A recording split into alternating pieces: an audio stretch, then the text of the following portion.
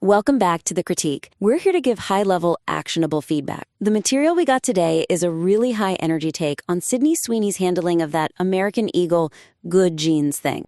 Basically praises her non-response as textbook media strategy, points out the commercial success that followed. Okay, let's dive right into the feedback. Look, this piece has some serious conviction. It's clearly aimed at dissecting, the power dynamics in these modern outrage cycles. The writer definitely knows what successful celebrity defense looks like. Yeah, that core objective, analyzing the crisis management, it's definitely there. I do wonder, though, if the way it delivers that analysis kind of creates a bottleneck around tone and style. Okay, let's talk about that bottleneck. The material's strategic analysis of, effective celebrity crisis management is unfortunately undercut by this reliance on really inflammatory, aggressive language towards the critics. Precisely. Yeah, the material is so focused on proving the critics are wrong, it sort of crosses a line, doesn't it? Mm-hmm. It goes from, critiquing behavior to just pure ad hominem attacks. When the language keeps dipping into these derogatory physical or mental descriptions, insulting appearance, intelligence, political views, the effect is, it just tanks the intellectual credibility, right? Instantly. Right. I see the weakness there. The focus just snaps away from objective strategy analysis, and it becomes all about personal attacks. And that shrinks the potential audience massively. It means only people who already buy into that specific aggressive viewpoint are going to stick with it. Exactly. That's the key weakness. It's not that it's critical of the outrage. It's that it attacks the critic's identity rather than, say, their behavior or their actual argument. You want it to feel like this, high-level masterclass in media strategy. But that kind of vitriol, it just shoves it straight into an echo chamber. Okay, so the actionable suggestion here is to kind of recenter the critique, focus it back on the behavior and the arguments of the critics, not who they supposedly are. That should make it a more robust, more widely accessible piece of media analysis. How do you do that, though, without losing that original, aggressive energy and conviction? Well, you keep the core theme. Keep the idea that the critics are maybe irrelevant or that the outrage is manufactured, but you elevate the language. Make the language match the strategic smarts shown elsewhere in the aim is to make it appeal to anyone interested in media strategy, whatever their personal politics. Okay, give us some concrete examples. How does that pivot actually work in practice? Right. So instead of saying critics lost the genetic lottery and then are being mad at the winner, which is pretty crude, you frame the critique around the action. For example, you could describe what they did as, say, a fringe minority attempting to impose political dogma onto commercial art. See the difference? Ah, okay. That's a much stronger reframing. It lets the writer keep that sort of high-energy skepticism about the controversy, but without, sacrificing professionalism. Absolutely. You keep the core message, the outrage is maybe insignificant, but you swap the really crude personal insults for analysis of systemic issues or specific behavior. Focus on the dogma, not the person. That way you create a media lesson that applies way beyond just this one incident. If the strategic points can stand up outside of one specific political view, the piece just becomes so much more valuable. Indispensably. That feels like a really solid fix for a major structural issue. Okay, so sticking with this theme of focusing on the critics, let's talk about where all that energy went, specifically how it affected the focus and the completeness of the piece itself. Yeah, this is crucial. It's about proportionality, really. Right. So to maximize the impact, the analysis should really condense those long, kind of repetitive sections just insulting the critics, and instead prioritize the detailed breakdown of the actual textbook PR response. Mm-hmm. We know the main argument. Sweeney's response was brilliant, perfect even, but the way it's structured now, it spends way too much time just proving the controversy was silly or insane. We get these repeated references to how absurd the claims were. It almost hammers the point until, frankly, you're a bit tired of hearing it. And it's not just repetition, is it? There are several tangents in there, too, like a really detailed critique of one particular journalist's motives or speculating about whether Sweeney was high or something. These might feel, satisfying to write, but they just dilute the main point dramatically. Exact. That's the weakness. It over-explains context. The audience probably already gets that the controversy itself was, pretty absurd. It's just wasted space. Prime real estate, really. If the main selling point is brilliant PR analysis, the runtime or the page count needs to reflect that. Okay, so the suggestion sounds like treat the critics' outrage as brief, necessary setup. context, and then dedicate all that saved space, that saved runtime, to really expanding the actionable takeaways, getting into the detailed mechanics of how Sweeney's communications actually work. How do we expand that effectively? We need to shift the balance. Like 80, maybe 90% of the material should be analyzing the solution, not endlessly describing the problem. The piece calls the response textbook. Okay, great. So let's open that textbook. Let's actually dissect the specific chapter, you know? Building on that, yeah, we could really do a deep dive into specific quotes. The tactical use of that phrase. I've always believed that I'm not here to tell people what to think. It's mentioned, but only briefly. And that quote, that's a defensive masterpiece. It really deserves a full breakdown. It's not just some, nice little sentiment. It's a direct strategic move against a very common media trap. How so? Explain that a bit more.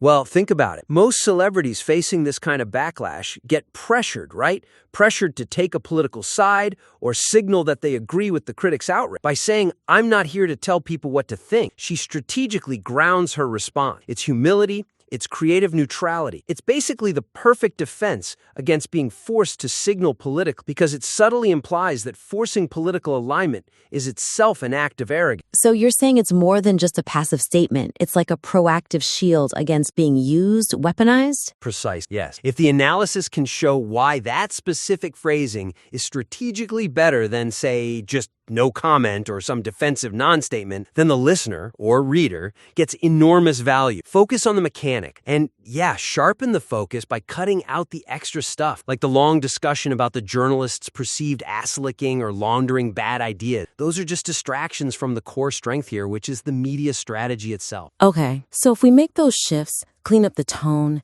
dedicate most of the time to the strategy analysis, we suddenly have space to really explore the originality of Sweeney's response, which I think brings us nicely to our final critique, focusing on angle and originality. So while the material rightly identifies Sweeney's success in, refusing to bend the knee, it could offer a much more nuanced and frankly more original analysis by dissecting what you might call her humility shield tactic. I agree, yeah. Right now, the analysis mostly frames it as just defiant, pure silent. The classic ignore the haters playbook. The weakness there is that it overlooks the specific, really low-key, normalizing statements Sweeney actually did use. It wasn't just silent. It was tactical deflection, kind of hidden behind sounding mundane. And professional. Okay. So the piece doesn't fully exploit how original that non-confrontational deflection was. It frames it as just defiance, when really it was more about strategic subtlety. Exactly. Pure defiance, often that just escalates a crisis, right? What Sweeney actually deployed was this strategic use of normalization and professional detachment. And that's often way more effective than just squaring up for a fight. It's a subtle way of saying, look, this whole controversy, it's kind of beneath my professional focus right now. That's really interesting. Is there a risk, though? Could that tactic, this humility shield, come across to a cynical audience as maybe disingenuous or just evasive instead of competent? Well, that's the tightrope, isn't it, with any high-level PR? But I think the reason it works here is because it's grounded in really believable, mundane reality. She never said, I don't care about this controversy. She said, essentially, I'm busy working. That subtle shift makes the deflection feel like competent, not just avoidant. Right. So the suggestion then is explore her response not just as defiant silence, but as the strategic use of the humility shield with its two key parts, normalization and professional detachment. Yeah, let's break those down with concrete examples. First, normalization. Remember when she was asked about the ad itself? She said something like, I love jeans. All I wear are jeans. I'm literally in jeans and a t-shirt every day of my life.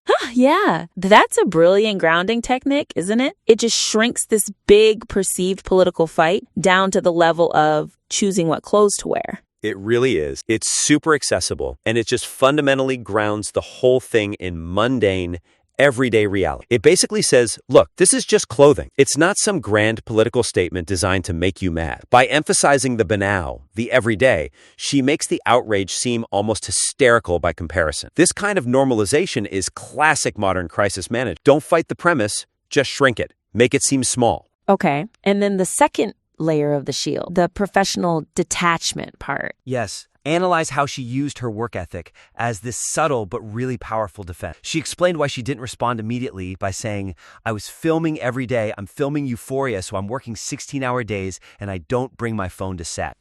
That totally shifts the narrative, doesn't it? From, why aren't you apologizing, to, wow, look how hard she works. It makes engaging with the controversy seem like it would just be a distraction from her actual job, her professional duties. Precisely. That response claims emotional distance. It claims competence. It claims sheer busyness. It just avoids the bait completely by setting up this subtle hierarchy. My work, my professional standards, they're more important than this manufactured outrage. And similarly, remember when she got asked about politics, like the Trump question? She called the situation surreal, which is another deflection, right? It claims that emotional distance, keeps the professional focus. That kind of analysis is incredibly valuable. It elevates the piece way beyond just praising the outcome. She didn't apologize, she won. It gets into dissecting the intricate mechanics of why the strategy actually succeeded. It shows why this specific kind of calculated non-engagement is so much better than just some generic boilerplate PR statement. Right. This deep dive gives a much fresher, much more analytical angle than simply praising her defiance.